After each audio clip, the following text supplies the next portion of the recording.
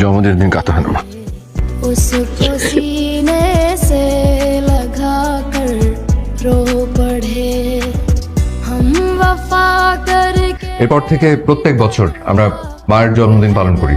আমি প্রতি বছর মাকে একটা সুন্দর দেখে শাড়ি কিনে দিই, সেটা যত দামের হোক না কেন। উফ, এখন বুঝতে পেরেছি তুমি আসলে একটা অসাধারণ ছেলে। হ্যালো, আসমান কোথায় তুমি? মায়ের শাড়ি কেনা হয়েছে? তাড়াতাড়ি আসো, আমি রেডি হয়ে বসে আছি। আমার ওয়াইফ রিয়া, ও ফোন করেছিল। এই, তার মানে তুমি তোমার কাজিনকে বিয়ে করেছো? জি, ঠিক আছে। আপনি আপনার অনেক সময় আজকে আমার জন্য নষ্ট করলেন, এজন্য অনেক অনেক ধন্যবাদ। আমি তো আজ উঠি। হ্যাঁ, sure, bye. Okay, take care. টাটা। বাবা বাবা দেন বাবা, ভালো আছেন মা? টাকা পয়সা কিরকম পেলেন? এটা দিয়ে আপনি কি করবেন? এমনি জিজ্ঞেস করলাম।